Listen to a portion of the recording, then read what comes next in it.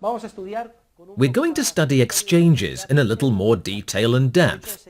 In fact, within economic theory, we're now going to get into a sub-discipline or subset, which is the general theory of exchange, also known as katalaxy, from the Greek word katalatein, which means to exchange. We're going to concentrate on exchanges because they define the quintessential social relationship. According to Mises, there are two types of exchanges. We'll call one intrapersonal exchanges, and we'll call the other interpersonal exchanges. Intrapersonal exchanges are also called autistic exchanges. We all know how autistic children behave, don't we? They withdraw into themselves and seem detached from the outside world. Well, all those actions in which we do not rely on other human beings at all are called intrapersonal, within one human being.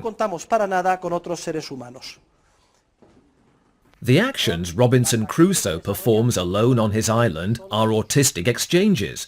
When Robinson Crusoe decides to stop hunting in order to build himself a hut, he is making a sort of exchange between two alternatives open to him. But the exchange does not involve other human beings. He stops hunting in favor of his decision to build a hut. Another typical example, both Mises and Kiertzner often give it, is that of a lone, isolated hunter who must constantly make decisions. He needs to either chase an animal or not chase it, etc. These actions are intrapersonal or autistic exchanges. Well, you can consider them as important as you wish, but from a social standpoint, the truly crucial actions, the most important by far, are not these, but ones we'll call interpersonal exchanges. Interpersonal exchanges consist of giving something to others in order to receive from them in return what one needs. Thus, they are actions that involve two or more human beings. And they are reflected in the old Latin adage from Roman law, do ut des. Do, I give, ut, so that, des, you give to me. This Latin expression perfectly captures the essence of an interpersonal exchange, a do ut des. I give to you so that you will give to me. In fact, the interpersonal exchange relationship between two human beings is the quintessential social relationship. Today we're going to study exchanges in depth, but I would like you to visualize and understand that all human interactions can ultimately be reduced to exchanges. Even when a person seems to expect nothing in return, there is an exchange.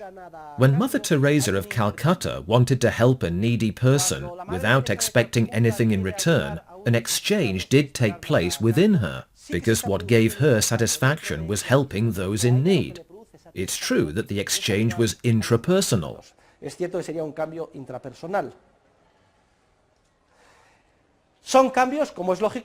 As is logical, all commercial transactions which involve monetary units are exchanges, as are barter transactions, exchanges without money.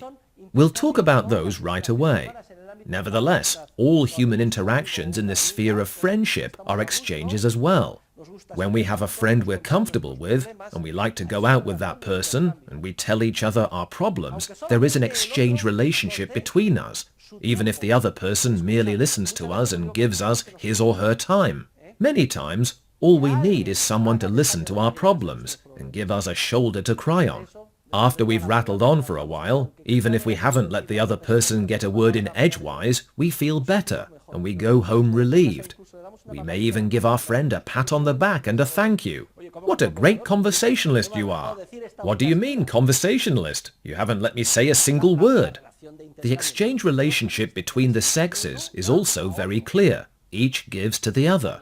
In fact, the exchange in any relationship you can think of will be more obvious or less, and the necessary analysis may be more abstract or less, but something is always given, and something is always received.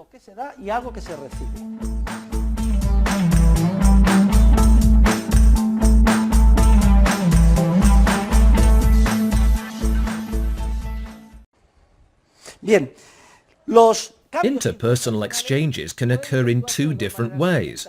They can occur by mutual agreement between the parties, that is, voluntarily, or they can involve coercion.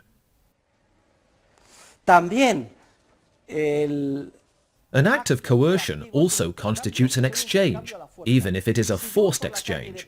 If I'm walking down the street and suddenly some muggers appear and say to me, "Your money or your life," think about it. They've got a gun to my head. I have two alternatives. I either hand over my wallet or they shoot and kill me. So I have to choose. If the threat is believable, I hand over my wallet in exchange for my life. In the case of a mugging, the approach is quite clear. Your money or your life. There is an exchange. The same is true in the case of rape, etc. This second type of exchange differs radically from the first type we mentioned. An exchange which takes place voluntarily, in other words, by mutual agreement between the parties. We will refer to a society, or process of human interaction, in which voluntary exchanges predominate as a society based on contractual ties, and we will refer to a society in which coercive exchanges predominate as a society based on hegemonic ties. The essential difference between one type of exchange, the voluntary type, and the other, the coercive type, lies in whether or not physical violence is used or threatened. This is a very important point. If there is no physical violence, nor a threat of physical violence, and it must be discernible, observable from the outside. If we cannot perceive any physical violence nor threat of it, then the exchange is voluntary. If we do observe physical violence or a threat of physical violence, like someone putting a gun to our heads, then the exchange is coercive.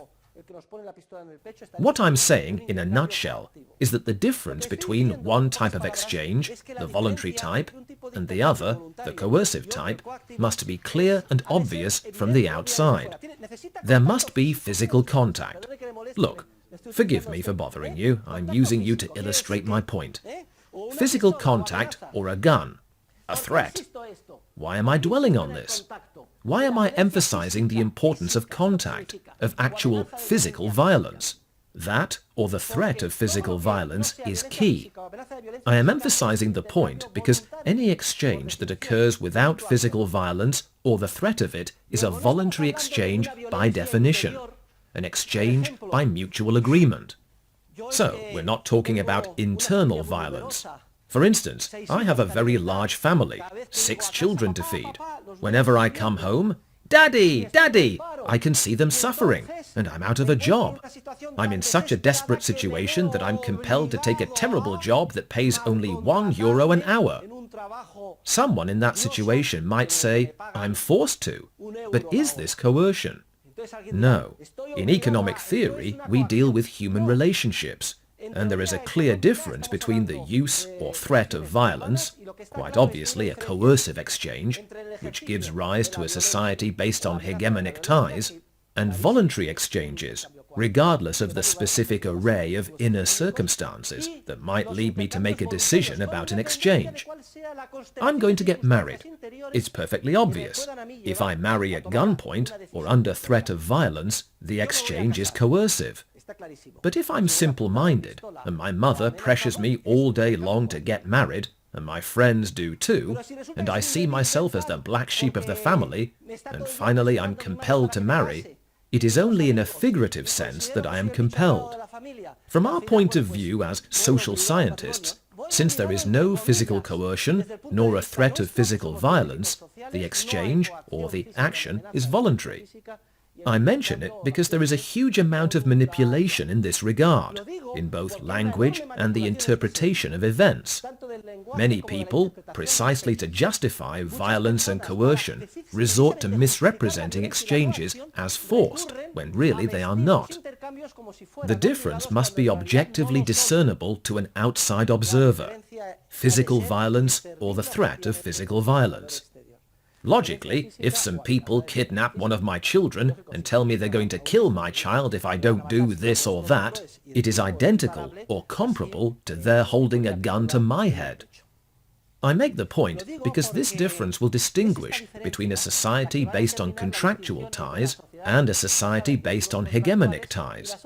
Also, the enemies of a free society invariably turn to the old, stale, false and fallacious claim that the freedom or the voluntary nature of exchanges in open societies is merely a matter of form, because ultimately workers are forced to take terrible jobs, etc. Forced by whom?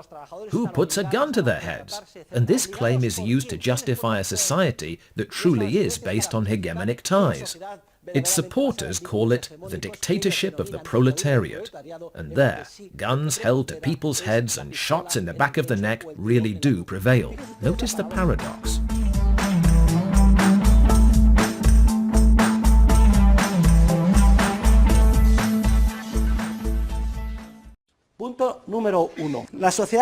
Point number one. A society based on contractual ties. When society is organized in this way, social cooperation rests on contracts. This is precisely why Mises refers to a society based on contractual bonds. Cooperation takes place by virtue of contract. The contract is a legal institution which embodies precisely a voluntary exchange. I give you something in exchange for your giving me something. In contrast, point number one on the right side of the table, a society based on hegemonic ties is organized by virtue of command and subordination. Command and subordination. Note the difference. A contract embodies a voluntary exchange, regardless of the subjective motivations the parties may have or how desperate they may feel. In voluntary exchanges, what matters is that there be no physical violence nor a threat of physical violence. On the other hand, in societies based on hegemonic ties, contracts do not predominate. Instead, command and subordination predominate. In other words, you, do this. Yes, sir. And if you don't do it, you're placed under arrest or shot. Command. I command you and you obey. That is not a contract. That is precisely the way coercion manifests itself in the social process. Point number two. Therefore, in societies based on contractual ties, relationships between human beings are symmetrical. What does it mean to say they are symmetrical? It means that exchanges take place between two parties without either party being able to coerce the other. Be careful. I'm going to give you an example to better illustrate my point, to make it clear, so you're not taken aback. If a capitalist tycoon hires a very needy worker for extremely low wages, a symmetrical exchange has occurred. I'm going to approach it from that angle. Both a contractual tie and symmetry exist. Symmetry is lacking if workers become picketers and organize a violent strike. Then they use or threaten physical violence to obtain higher wages than their employers were willing to pay them voluntarily. The picketers also beat up strikebreakers, people who would be willing to work for those wages, or they occupy the factory, or they occupy or set fire to the streets. There, the physical violence is quite clear. So there is symmetry in a contract.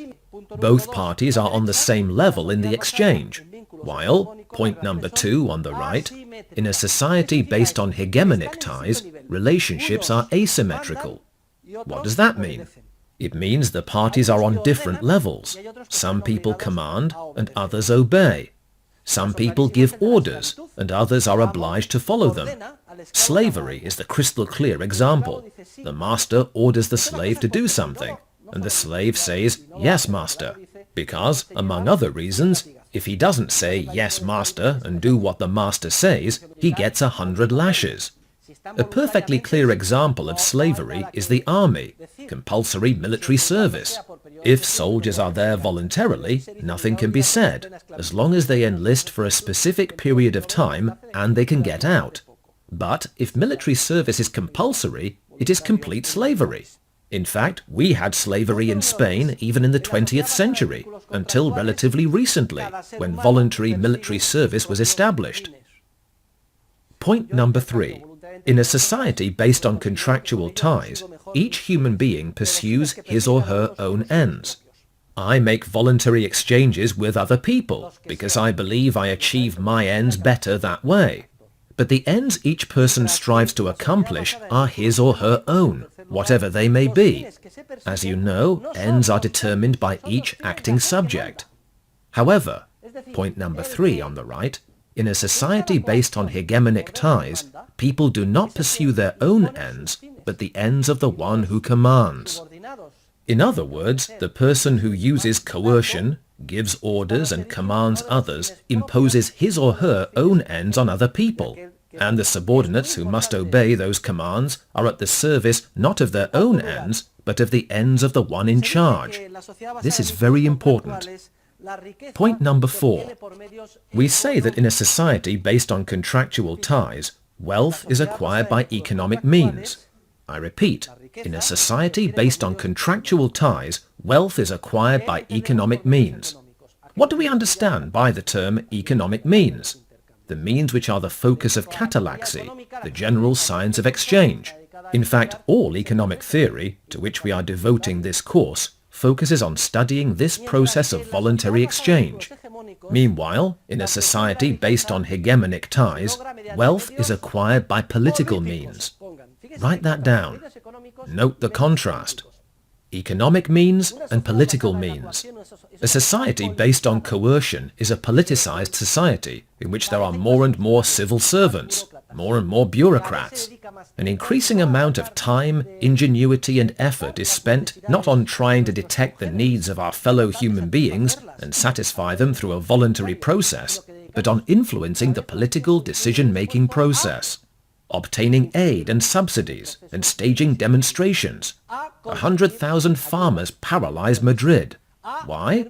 Were any of these farmers shouting, "We want to satisfy the desires of consumers"? "We're taking to the streets because we want to find products that are more and more affordable and of higher and higher quality"? Our goal in life is to meet the needs of others? No, of course not. They took to the streets to say, "We want more subsidies. We want more bonuses. We want more." And where is the money supposed to come from? From the national budget. And tomorrow, air traffic controllers will be making the same demands. The day after tomorrow, miners. The next day, the banking sector. In a society based on hegemonic ties, all people try to solve their problems by political means, and they forget about economic means, which consist simply of a day-to-day effort well made, by the sweat of the brow, to serve others. Such is the spontaneous market order. Such is the capitalist system. It is the system of peaceful exchange. In contrast lies the politicized society based on hegemonic ties, in which everyone runs to Papa State to try to gain special privileges and advantages over others. The political versus the economic. If you travel, you will notice that the most politicized societies are the most coercive, and vice versa. The least politicized are the least coercive. In Switzerland, for instance, the political news takes much less time to report on TV than it does in Spain. And sometimes people on the street, even educated people, are asked who the president of the Swiss Confederation is, who the members of the Federal Council are, and they don't know. They don't care. It's not vital to them.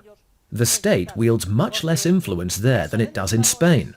However, in Spain, it is really vital to know who is in power, because almost everyone, one way or another, is affected by subsidies. Students are the first to benefit from them. Students pay an absurdly low percentage of the actual cost of studying at a university. There we see hegemonic ties.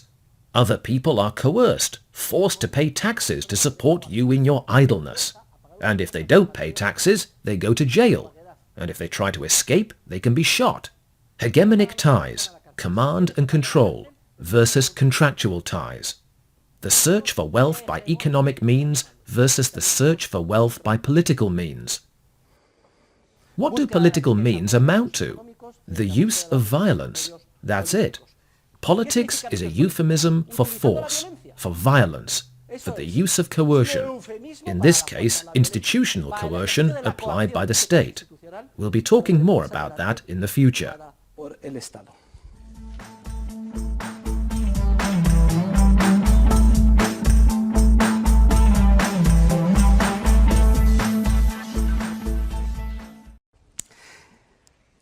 En quinto lugar, la sociedad Point number 5. In a society based on contractual ties, what is known as the rule of law prevails. Note down, if you wish, the rule of substantive law. All human beings are equal before the law. The only acceptable equality in a society based on contractual ties is equality before the law. Equality before the law means we are all on the same level. We are equal only in one sense. We are equal from the standpoint of the law in abstract and formal terms. Substantive law. Traditionally, this was called the rule of law. But over the years, I have come to the conclusion that the phrase, a state governed by the rule of law, what can I say? It's a contradiction in terms. To talk about a state governed by the rule of law is like talking about a square circle. It's like talking about hot snow, or if you will, a wanton virgin. These three expressions aren't mine. We owe them to Antony de Jesse, a great Hungarian-born economist and philosopher who currently lives in France. In short, though such a state may be an ideal, it is an unattainable ideal. I have evolved over the years, and in the year 2000, I ceased to be a classical liberal. I ceased to believe a state governed by the rule of law was possible, and I became an anarchist. I am convinced that it is impossible. Once the state exists, it is impossible for it to be governed by the rule of law. It would be really nice if we could conceive of a square circle, but that is a contradiction in terms. In any case, this is an opinion of your professor. Make a footnote of it if you'd like. Mises, who is much more moderate, much less radical than I am, believes a state governed by the rule of law is possible and should be defended. What can I say? If it were possible, then it would certainly be a worthy goal to achieve. Traditionally, it is thought that a society based on contractual ties takes the form of a state in which the rule of law prevails. A state in which we are all equal before the law. However, if we take human nature into account, the moment an agency with a monopoly on violence is introduced, it's like mixing nitroglycerin. It's a highly volatile and dangerous, unstable explosive. Because politicians almost inevitably want to buy our votes, and a vicious cycle emerges in which we allow ourselves to be bought, and we begin to ask for subsidies. In other words, there is no state governed by the rule of law anywhere. But anyway, if the state must exist, traditionally it was said that a society based on contractual ties takes the form of a state in which the rule of law prevails, in which we are all equal before the law. Meanwhile, in a society based on hegemonic ties, the state is dictatorial. And imagine the dictator is, well, I don't know, the best person you can imagine. The former Pope, for instance. The dictator is Pope Benedict XVI. Well, the state will be paternalistic. It's irrelevant who's in power. Everybody thinks all social problems would be solved if only we could remove the person in power and replace him or her with someone else. With whom? With our own candidate. Well, that idea is radically mistaken. People used to say, oh, what a disaster. Let's remove Zapatero and replace him with Rajoy. It makes no difference who's in power if a society is based on hegemonic ties, on command and control. A dictatorial or paternalistic state is a state governed by regulations, a state governed by administrative law, which embodies precisely the commands of the person in power. In contrast, lies a state in which the rule of law prevails. Notwithstanding my observations on whether or not it is possible, I'm convinced it's an impossible utopia. Anyway, in a state where the rule of law prevails, we would all be equal before the law in the substantive sense. Later, we will see that there are huge differences between substantive law, which prevails in states with the rule of law, or should prevail, and formal law, which embodies mere administrative commands. Substantive law is abstract law which applies equally to everyone. For instance, the prohibition of murder, of theft, and of breach of contract. These are substantive laws. Meanwhile, the commands or regulations that govern a society based on hegemonic ties prescribe concrete actions in specific circumstances. You earn 50,000 euros, you owe this much in taxes. You earn 100,000, this much. You earn 4,000, this much. Prescriptions for pharmaceutical products must be like this or like that, and a regulation issued by the EU or authorities in Madrid states how bridges must be built. These are orders for concrete actions. They are commands, and whether they are called laws or not, they are not substantive laws. Point number 6. In a society based on contractual ties, the definition of freedom is very simple. Freedom is the absence of coercion. That is, the absence of physical violence or the threat of it. The moment there is no coercion, we can all lead our lives as we see fit, given our life circumstances, of course. If I'm not subjected to violence, I can lead my life as I please. But what I cannot say is, hey, I want a Rolls Royce, and I want a yacht, and I want to travel to the moon, and I want to be married to a Miss World, etc. So I'm frustrated and coerced by my circumstances, because my wife is fat and ugly. I don't have a car. I can't go to the moon, and I'm earning miserable wages. I'm coerced.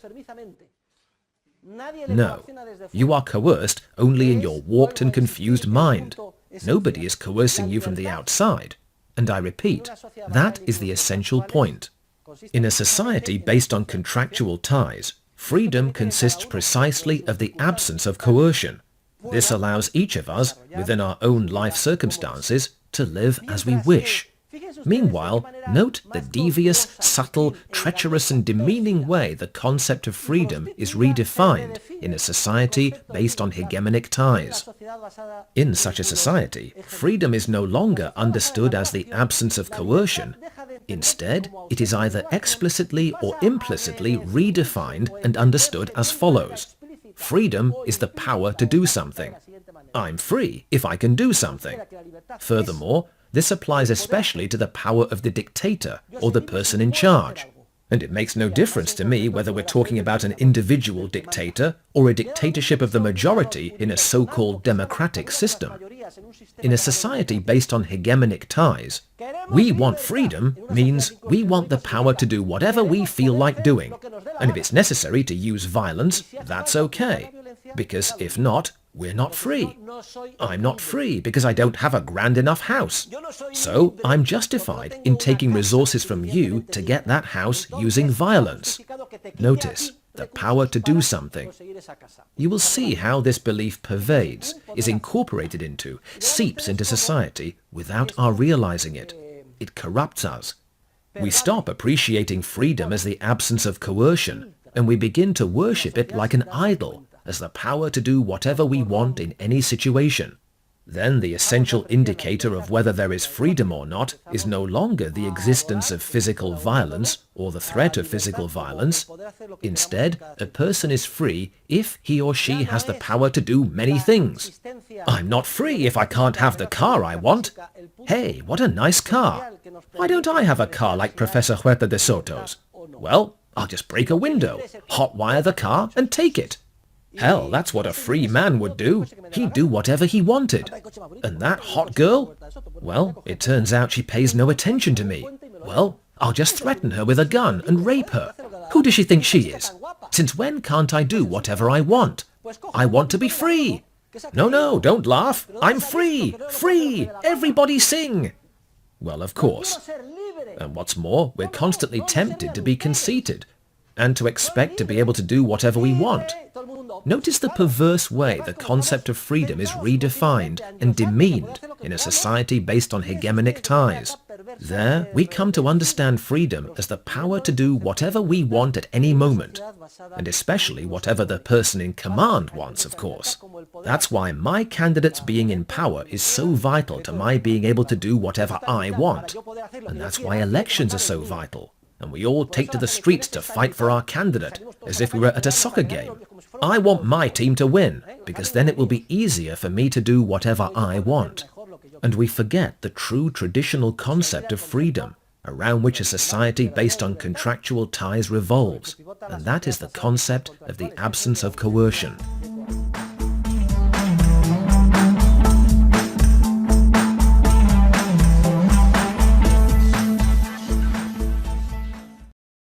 Por último, último, aunque sea de manera muy burda, In short, though perhaps in a very crude fashion, we have opposed two extreme cases for educational purposes, so that we can better grasp the topic at hand. The society based on contractual ties is ultimately the one that has fostered Western civilization. Of course, there have been enormous disparities between different historical periods. There have also been many obstacles, and corruption from the world of hegemonic ties has constantly threatened Western civilization in numerous circumstances and to a very high degree, and it does so even today. However, any true liberty that remains in the West depends on contracts, on freedom, understood as the absence of coercion, on the attempt to ensure states are governed by the rule of law, though it is impossible. And what are we contrasting with this? Well, societies of the ancient world, ancient empires from the cradle of history, Mesopotamia, Egypt. Do you think the pyramids would have been built in a society based on contractual ties? Not even Athens, the apparent birthplace of liberty in the Western world, was without scoundrels. For example, Pericles.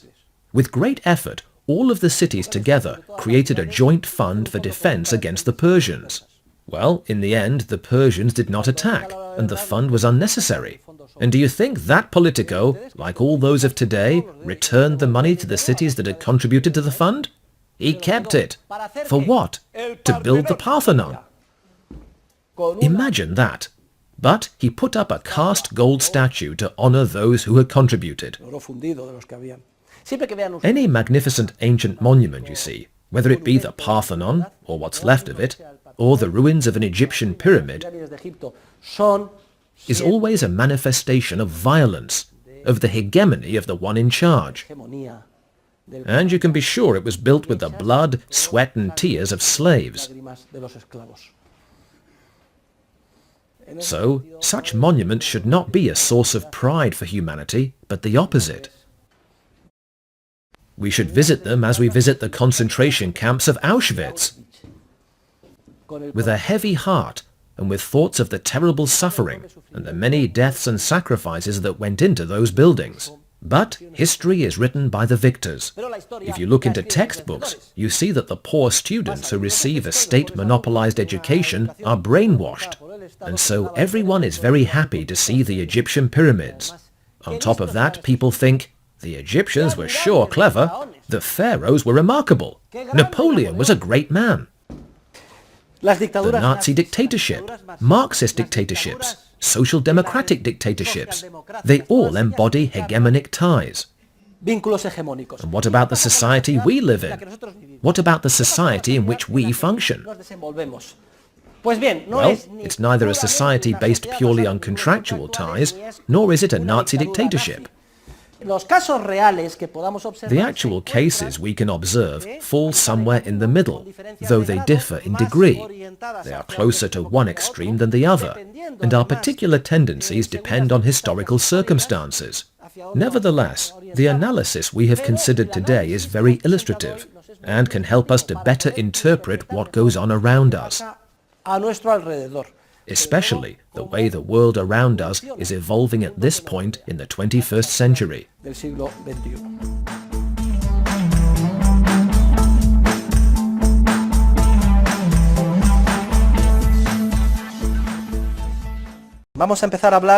We're ready to start talking about economic calculation. Economic calculation is, if you will, the center around which Mises constructs his theory of social cooperation. The term calculation derives from the Latin calx, calcis, and the limestone pebbles that were used in abacuses were called calculi. Calculation. To calculate. How is it possible, and this is the key question the analysis of economic calculation must answer,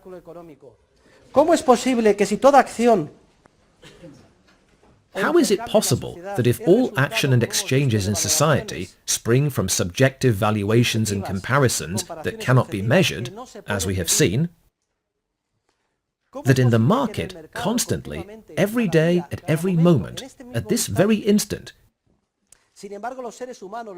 human beings, economic agents, are nevertheless making numerical calculations to carry out and direct their actions. As we've already said, value is the more or less psychically intense appreciation the actor assigns to the end, and that appreciation is a psychic intensity that cannot be measured. I may like Laura more than Beatrice. I may like her a lot more, a little more, about the same or less, but what I cannot do is take a measurement. The internal realm of psychic intensities, that is, of likes and dislikes, cannot be objectively measured from the outside with a measuring rod. It is a realm that permits only comparisons. In other words, putting things in order. That's why it's called an ordinal realm. I like alternative A much more than B, or I like it quite a bit more, or I like it more. Yes, but tell me how much? 1.12 or 1.13? Well, I don't know. I like it a lot more, or a little more, or today I like it about the same, or I'm undecided, or I like it less, or a lot less, or I simply hate it. The internal realm of subjective valuations, which ultimately fuels all human actions, is a psychic realm. It consists of unmeasurable psychic intensities, and it permits us only to make comparisons, to order our valuations on a value scale. Thus, we call it an ordinal realm. The entire economy rests on this realm of subjective valuations, which does not permit measurements. Nevertheless, in the world around us, we are constantly seeing numbers and economic calculations. If we apply for a job, we ask, how much does the job pay? Well, it pays 1,625 euros. And at this moment, perhaps the Frankfurt Stock Exchange is closing, or 2 hours from now, the New York Stock Exchange will close, and we all go look at the market prices, in dollars, the closing prices of different stocks, the indexes.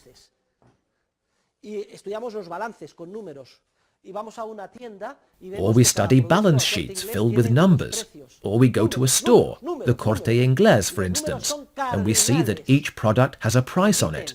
Numbers, numbers, numbers, and numbers are cardinal. They allow us to add, subtract, multiply, and divide. How is it possible to move from the subjective, internal realm of unmeasurable valuations to the external realm of computation and numerical calculations?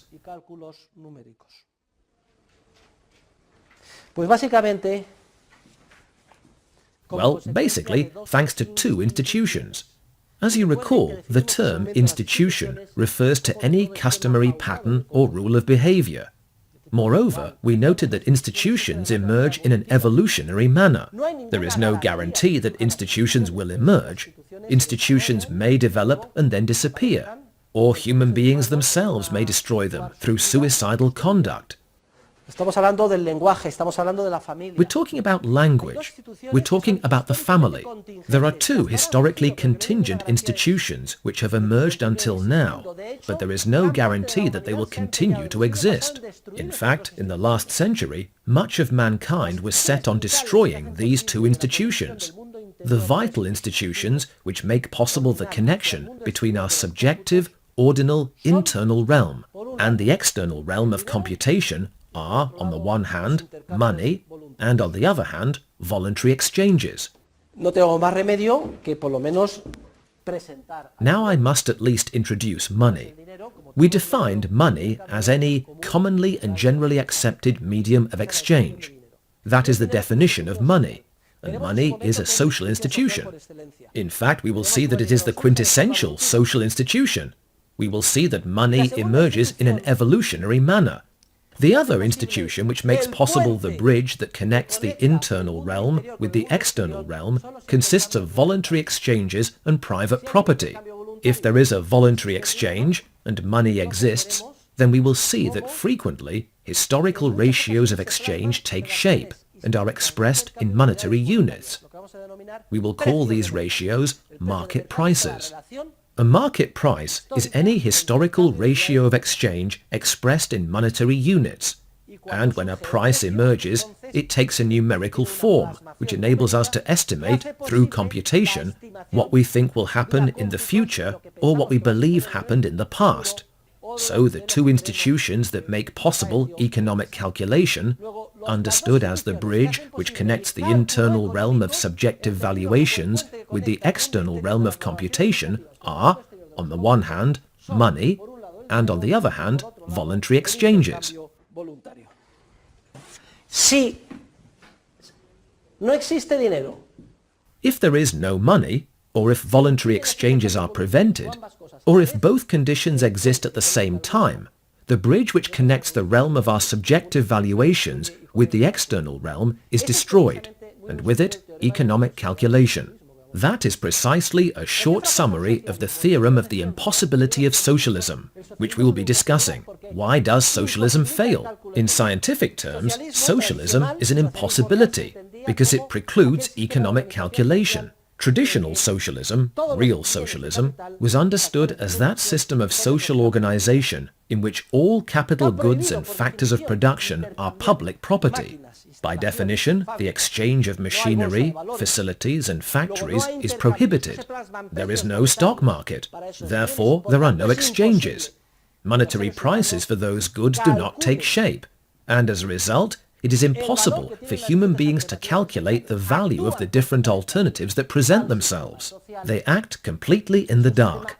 A social system of these characteristics is an impossible system. It is a system condemned to collapse.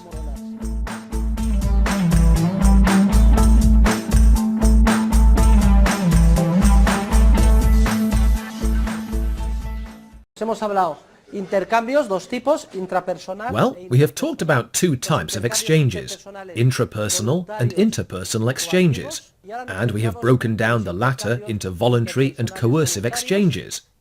Now we are going to concentrate on voluntary interpersonal exchanges and consider the problem of economic calculation, which we have introduced with our bridge diagram.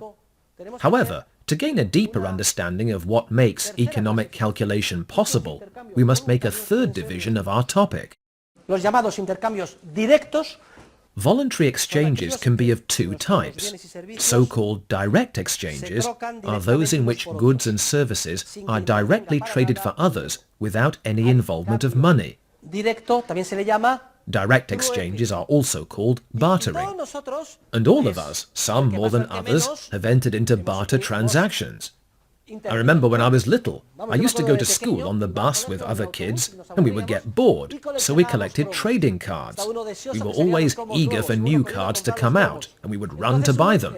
Well, the people who ran the trading card companies were very smart, and they would issue a large number of cards with certain players on them, and very few with others. Cards with certain players were quite scarce, so in our free time, each of us would walk around with a stack like this of the cards we had duplicates of, and we would show them to another child. He or she would say, "I have it, I have it, I have it, I have it, I don't have it." And that meant there was the possibility of making a trade. Now, show me yours. I have it, I have it. We'd do this until we found one we lacked, and then we'd exchange one card for another. An exchange of trading cards is a direct exchange, or a barter transaction. There are many other sorts of direct exchanges. For example, if we share an apartment, one of us might say, "Hey, could you wash dishes for me today if I do your shopping tomorrow?" So we negotiate, and perhaps we close the deal. Bartering. Money has not been used. I'm sure you can think of many other barter transactions. In contrast with direct exchange or bartering, we have indirect exchange. What is an indirect exchange? It is one in which goods and services are traded using money. That is, the commonly and generally accepted medium of exchange we have just talked about. This is a different situation. Here, I hand over a good or a service in exchange for money, and with that money, I buy what I want. That's why it's called an indirect exchange. I don't directly obtain what I want in the exchange. Instead, I always ask for money, and then with the money, I acquire what I want. As you see, the exchange is indirect. For example, let's say I sell 1 kilo of butter for 20 euros, or I buy 1 kilo for 20 euros. I hand over the money, and the moment money appears, the exchange becomes indirect. Later, we will see that with bartering, an essential problem arises. It's the problem I've just described and illustrated with the example of trading cards. To close the deal, the other party must have the card I need or lack, and at the same time, I must have a duplicate of the card he or she needs or lacks. This is called the double coincidence of wants. For a barter transaction to be completed, there must be a double coincidence of wants. If there isn't, then the transaction is not completed. So, the problem of the double coincidence of wants is an insurmountable obstacle to bartering. Societies based on bartering alone are very underdeveloped societies, because the context for exchanges is extremely limited. Imagine an economics professor who had to use bartering. I would give you economics lessons. You're here, so in theory, you're interested in the lessons. But what do I need? Well, I need to buy a pair of shoes. Are there any shoemakers in class? No. I also need to buy a suit. Are there any tailors here? No. I also need to eat. Does anyone own a restaurant or a grocery store that could provide food? No? Well, ladies and gentlemen, I'll be off. I'm going to go look for someone who needs economic lessons and also happens to have what I need. In fact, if you tell me the services you provide, I'm sure I don't need any of them. And yet, how is it that we're here? We're here precisely because the problem of the double coincidence of wants that arises with bartering can be solved with money. So, it becomes irrelevant to me what you can provide, because if you give me money, I can use money to acquire whatever I want in the market. Money makes possible an exponential increase in the number of exchanges. Exchanges without money are reduced to a tiny fraction, and therefore backward societies, in which almost everything is for personal consumption, reduce the scope of social interactions, or of exchanges to a minimum. When money emerged, the chances of making exchanges, the chances of human interactions, increased almost to infinity, and modern civilization emerged. I say that money is the quintessential social institution because it is precisely in that social process of exponential increase in exchanges, in human interactions, that, since I have to communicate with other people in the market, what used to be the dialects of specific regions or valleys converge, and languages like Spanish and English gradually evolve. Thanks to money, which permits exchanges, the emergence of markets, and the need to communicate with others. And since I need to communicate with others and close a deal that will be honored, contracts and law emerge, thanks to money. And since in many areas I need to develop patterns of honest behavior and integrity, etc., morality is refined, thanks to money. If money were to disappear, we'd go back to the age of Mad Max. The quantity of human interactions and the opportunities for interaction we now enjoy would be reduced to a tiny fraction. We would go back to the cave period. Morality would be forgotten. Law would be forgotten. The Spanish language would disappear. There would be a regression. That has also been studied historically and anthropologically. Society is an extremely complex network of interactions which consist of exchange relationships. Money makes it possible for those exchanges to increase, both quantitatively and qualitatively, to levels we cannot even imagine. And it is in that process of increasing exchanges that the rest of the institutions, linguistic, legal and moral institutions, are formed and refined. Therefore, dear students, money is the quintessential social institution, the most important one. But we'll go a step further. Every voluntary exchange, this is an essential law of economics, and it is so important that we're going to repeat it over and over again. Every voluntary exchange results from an inequality in subjective valuations, and these valuations are the reverse of each other. Each party must subjectively value what he lacks, and hopes to receive more than what he has and plans to give. If this inequality in subjective valuations does not exist, the exchange is not made. the voluntary exchange does not take place. All exchanges occur and are considered because, a priori, both parties believe they come out ahead in the exchange. If they do not come out ahead, voluntary exchanges do not take place.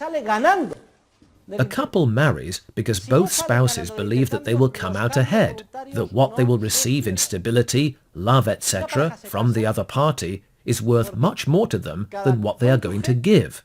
If not, the voluntary exchange does not occur.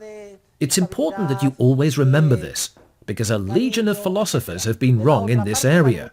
For example, Aristotle, and through him, St. Thomas Aquinas, and even philosophers of today. They have thought, when there is an exchange, there is equality, and when two things are exchanged, they are equal. They have a common denominator. No, nothing could be more untrue. Where forces are equal, there is no movement. If the force in this direction is equal to this one, nothing moves. There is no change. Change always implies inequality. The parties in a voluntary exchange must make unequal valuations. They must both value what they lack and hope to receive more than what they have and are going to give in the exchange. If this is not the case, the exchange does not take place. Moreover, in any voluntary exchange, both parties must be convinced that they will gain as a result. If not, the exchange does not take place.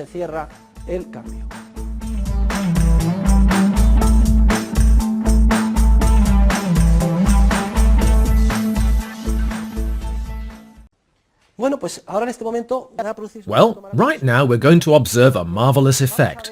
We have studied two laws. Do you remember the law of marginal utility? What does the law of marginal utility say? It says that each one of us values the relevant and fully interchangeable units of means available to us in terms of the value we attach to the last unit on our value scale. And to what conclusion does the law of marginal utility lead us? It leads us to conclude that the more units we have available to us, the lower the marginal utility. Marginal utility diminishes. Well, now we've reviewed the law and we'll set it aside for the moment.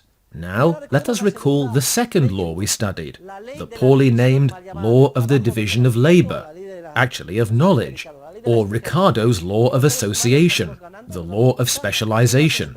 According to this law, human beings realize that we benefit if we specialize in a specific area and exchange our products for those of others. Imagine a society in which each one of us specialized in one specific and unique line of production and did nothing else. You would make shirts and only shirts, you shoes and only shoes, you books and only books, and so on. Everyone would produce something different. What would happen? I ask you. Would she value very highly the 100 shirts she produced each week? No, she would have only shirts. And the law of marginal utility tells us that the value of the last shirt, which would be almost nothing, would determine the value of each and every one. She would make only shirts, and the shirts she had would be of almost no value to her. But take note, she would lack shoes, food products, etc. She would have none of these. What marginal utility would shoes and food have for her? They are the other goods she would need. Would their utility be high or low? Extremely high. Think about it. What she had would be worth almost nothing to her, but what she lacked would be tremendously valuable. And this gentleman, Mark, would make shoes. How much would the shoes be worth to him if he had 500 pairs of shoes like Imelda Marcos? Would they be worth a lot or a little? His own products would be of almost no value to him, because they would be his specialty, but what he lacked would be of high value, and the same would be true for you, and so on. Let's fuse the two laws together. The law of specialization, which says each person should specialize in the area in which he or she has a relative comparative advantage, and the law of marginal utility. In a society, for illustrative purposes, our class, if each one of us specialized in a specific and unique area, and we had many goods from that area but lacked all others, I ask you, in light of the law of marginal utility, under these circumstances, what incredibly powerful force would spontaneously emerge in that society? What would we immediately do? What would we set out in search of? What would we pursue? What? Exchanges. If each of us specialized in a particular sphere, and what we had was of almost no value to us, but we valued very highly what others had, and this was true for all of us, the incredibly powerful force that would immediately emerge would consist of exchanges. You would be contacting this person, and this person, and this person. Everybody would want to make exchanges. Immediately, in a fraction of a second, we would all start trading things, because what we have is worth almost nothing to us, and what others have is worth a lot, and vice versa. And that, dear students, is society, an extremely complex network of exchanges.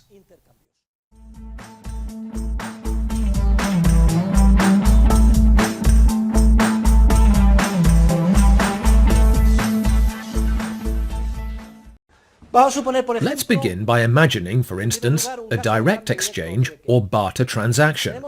We have two people, A and B. A is a butter manufacturer. This young lady, whose name is Rosa, is a butter manufacturer. She has so many kilos of butter that the nth kilo of butter, let's say the 200th kilo she has in the refrigerator, is worth less than, that's what this symbol means, the first shirt or sweater that she does not have. This is merely a subjective comparison. Notice, we're talking about subjective valuations, which permit only comparisons. In other words, the ordinal realm. However, Mark is standing right next to her, and he is a shirt manufacturer. He's right beside her. Well, Mark has a lot of shirts, so the last shirt is worth less to him than... Mark lacks butter, and it turns out he's a big eater. I know that well, because the other day I treated him to dinner, and it cost me a pretty penny. What Mark wants is butter, to spread on some nice warm toast tomorrow at breakfast. Right, Mark? Yes. Okay. Well, of course it's clear that the last shirt is worth almost nothing to him, because he specializes in making shirts. It's the law of marginal utility. However, just the thought of butter makes his mouth water. So, Mark values the last shirt he has much less than the first kilo of butter he lacks. Well, under these circumstances, if Rosa is here making butter she hardly values at all, and she needs shirts, and Mark is right beside her, and he's making shirts he hardly values at all, and he needs butter, then clearly, if they have even a shred of entrepreneurial ingenuity right next to each other, they will immediately have a realization. The entrepreneurial light bulb will go on for them. I'll draw it here so you'll remember it. And it's an incandescent bulb too, the kind the Minister for Industry doesn't like. The light bulb goes on. Hey, we'd come out ahead if we'd made an exchange. I'll trade you 1 kilo of butter for a shirt. Is there inequality in opposite subjective valuations, the necessary condition? Yes. Do both parties benefit? Yes. Because Rosa values the shirt very highly, and Mark values the butter very highly. They make an exchange, and as a result of that exchange, both come out ahead. And since it is an exchange without money, it is what we have called a direct exchange or a barter transaction. Now let's look at an example of an indirect exchange. In modern economies, these are the most vital exchanges, since they are the ones that permit economic calculation. Let us suppose a worker is unemployed. You're not unemployed, but let us imagine that you are. What's your name? Javier. Javier has been unemployed for 6 months, and he gets up in the morning and he goes to the newsstand and buys the paper, and he takes a walk in Retiro Park. And he takes the dog out, and he looks at his watch, and the hours drag on endlessly. What should I do? And what should I do this afternoon? There's no end to this. What a pain. Nevertheless, he has to pay bills, and they keep on coming. So, although Javier is a little on the lazy side, admit it, the nth hour of free time, it's one thing to be lazy, and it's quite another to do nothing all day long, day after day. And Javier has been fed up for a month now. The last marginal hour of free time is worth practically nothing to him. He's thinking, hey, isn't there anything you need done? Anything you could ask me to do? To him, that last hour is worth less than the first 20 euros he lacks and needs to pay his bills. And let's suppose that opposite him is an entrepreneur. I've put the word entrepreneur in quotation marks because right now I'm not referring specifically to someone who exercises pure entrepreneurship, but to a historical ideal type. We'll talk about what that means later. He has an entrepreneurial project, and he has considerable capital at his disposal. So, although the last 20 euros are worth something to him, they are relatively insignificant. However, he does urgently need an hour of labour. So to him, 20 euros are worth much less than the services provided by that specialised worker, in this case, Javier. If they both become aware of this inequality in opposite subjective valuations, that is, if they realise they would benefit by making a deal, the light bulb goes on for them, and they discover the profit opportunity. Profit opportunities tend to be discovered because they act as powerful magnets that attract people to exchanges. That fusion of the law of marginal utility and the law of specialization, as we have seen. The two would immediately agree on the following exchange. I'll pay you 20 euros for an hour of work, and they would both come out ahead. The unemployed worker would have employment and receive 20 euros, and the entrepreneur would receive an hour's work. And since money would be used, this would be an indirect exchange. There is a fundamental difference here, because the indirect exchange involves what is called a historical ratio of exchange, that is, a market price, specifically 20 euros an hour. A market price is any historical ratio of exchange expressed in monetary units. Ratio of exchange in monetary units. And that is the marvel. Dear students, the marvel is that the whole thing starts with subjective valuations which cannot be measured, and yet, in the end, it takes the form of a number, the result of a numerical calculation, 20 euros. And that is an observable historical fact. In a certain place, at a certain moment in history, the price of an hour of work was 20 euros. And this fact can be used by many other entrepreneurs in their numerical computations, either regarding the past, retrospectively, to determine whether they have gained or lost, or the future, prospectively, to gauge, based on the monetary prices which emerge in the market, which alternative is most worthwhile to them. Money and voluntary exchanges make economic calculation possible. They give rise to monetary prices, which are expressed in numbers, and numbers can be used in computation. Mises compares prices to snowflakes. Both are ephemeral. Snowflakes fall to the ground, melt and disappear. Well, prices are all historical ratios of exchange. Once a deal is closed at a certain price, the price is like a snowflake. It becomes a historical fact. Nevertheless, such historical facts, especially if recent, prove invaluable to entrepreneurs by helping guide their action, as we shall see in our next classes.